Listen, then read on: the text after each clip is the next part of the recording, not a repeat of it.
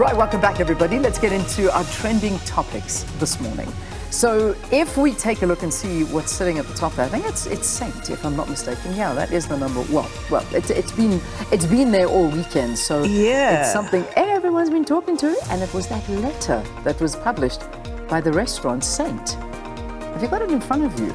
I'm trying to find it. Yeah. There it is. Oh, there we go. It says, urgent notice. Attention to all customers owing Saint Champagne Bar and Lounge. Mm-hmm. Now, please note that you only have 12 hours to pay your outstanding and overdue payment balances.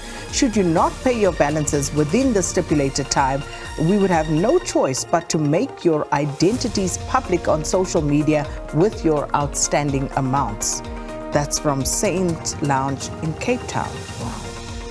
What do you think about that? I mean, I suppose... Yeah, I didn't even know people were running tabs. I don't know if we're eating on credit now? We're hanging out on credit now? I think they're drinking champagne on credit. Wow. I think that's what's happening. I wasn't even aware I wonder what people were running tabs. When was this published? So this was out over the weekend, I imagine. Yeah. So 6th of November. That was at look at you 9:01. The 12 hours have long passed. I'm looking 12 hours, they've long passed. So have those names started to be published yet? So are they out? Are they publishing? With where? pictures? No, where? I haven't seen that. Ay caramba. So, okay. Oh yeah. So wait, there's an update. Oh good, tell me. It says, to you customers that have asked for an extension until Wednesday, please note you have until 7 p.m. sharp Wednesday, 9 November 2022 to settle your outstanding with us. Wow. Okay, so this is serious. Keep watching the space. Listen, To those we have posted, we will continue to post you every week until you clear your outstandings. Oh, so you and I have to go and check who's been posted? Wow. Well, look, I'm very thankful to say I've never been to Saint. I own nothing. So if my photo is there, I don't know. Hey, no, don't think so. Don't think I will be there. And if I am, it'll be like my other cool self that goes jolling to these places. Listen, but no, I'm too cheap for that. Like I don't even drink champagne, so it will be a Coke. And I'd rather pay for the Coke when I'm having it. Yeah, we're good for the Coke. We're good for the Coke. All right. So anyway, Saint, we're watching. Best you pay your bill, people. Right, Ramaphosa. This is one. So there are a few reasons around why the president is trending, and one of them is, of course, that Section 89 independent panel of experts is today expected to officially start its assessment on whether President Ramaphosa has a case to answer regarding his handling of the Phala Phala farm theft. The deadline for him to submit all of those documents was yesterday, and of course he reached the deadline. He did meet it, so those have been handed in.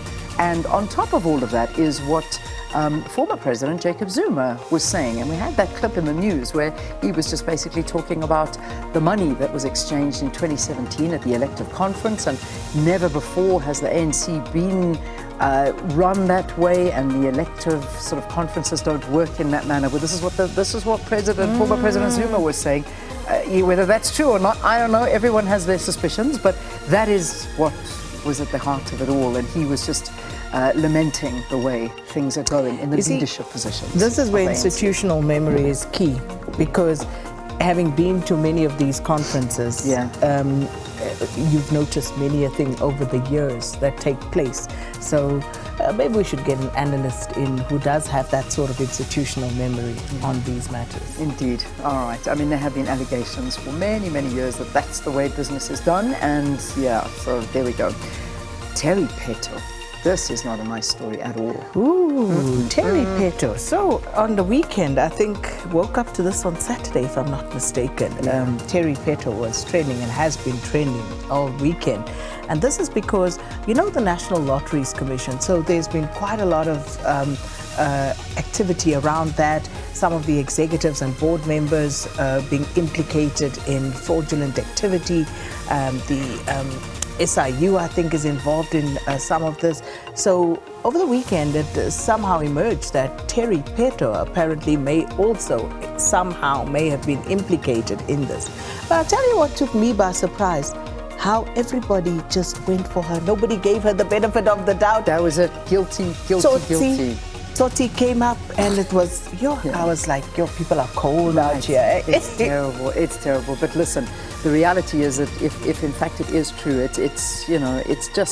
it's unacceptable, because this is not the first time that we've heard about the National Lotteries Commission and people benefiting when places of absolute dire need are desperate for that money. Yeah, and this was again in the guise of going into charities, and not a chance. This was for cars and what was it? BMW 420 convertible, 2 Ocean Basket franchises worth over 25 million, just crazy stuff, and houses, residential estates in Pretoria, Centurion, Hartbeespoort, Johannesburg. But anyway, Terry Peto put out a statement saying this is it on the screen. Essentially denying that. Denying it, dismayed to discover that I'm subject of a special investigating unit probe into allegations of fraud relating to funding by the National Lotteries Commission.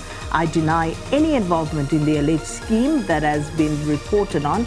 I also had no prior knowledge of an application to obtain a preservation order against me and have had no sight of this order. I hold the law in high regard and will cooperate fully with the investigation in an open and transparent manner. This is a difficult time for me. I would like to thank everyone for their unwavering messages of support. Terry Peto. And of course, that just got people going even harder. Yeah, no, very much so. All right, next one is Elon Musk. Look, Elon is going to be trending on Twitter. I mean, he owns Twitter now, so he is going to be the talking point of Twitter. But let's just update you on the latest. So early this morning, well, for us, but for him, of course, I'm sure not his early hours, was tweeting and basically saying, going forward, any Twitter handles engaging in impersonation without clearly specifying parody will be permanently suspended. Previously, we issued a warning before suspension, but now that we are rolling out widespread verification, there will be no warning. This will be clearly identified as a condition for signing up to Twitter Blue. Any name change at all will cause temporary loss of verified check marks. So, it's just, he goes on and on and on, and he says widespread verification will democratize journalism and empower the voice of the people. That's another one he put out. And then again this morning, still saying Twitter needs to become by far the most accurate source of information about the world. That's our mission. And finally, my commitment to free speech extends even to not banning the account following my plane, even though that is a direct personal safety risk. Okay. Huh? He's playing. Yes. Not banning the account following my plane. Okay. So people obviously have been tracking him. Yeah. But then there's something else with Twitter. Twitter is now asking some of the workers who were fired to please come back. And it now alleges that some of these were laid off by mistake because the management didn't realize that some of the people they were laying off actually have the experience that is needed to build the new features that Elon Musk wants. So their retrenchments have been retracted, in other words. I wonder if they'll accept that. I don't know. Yeah. It's a mess out there on Twitter. It's always a mess on Twitter, but now, the mess just got deeper. All right, so let's take a look at the question of the day this morning. So this is what we're asking you. President Cyril Ramaphosa has met the deadline to respond to the independent panel probing allegations over the theft at his Phala farm. Are you confident that this process will yield results? Let us know what your thoughts are with regard to this at Morning Live SABC.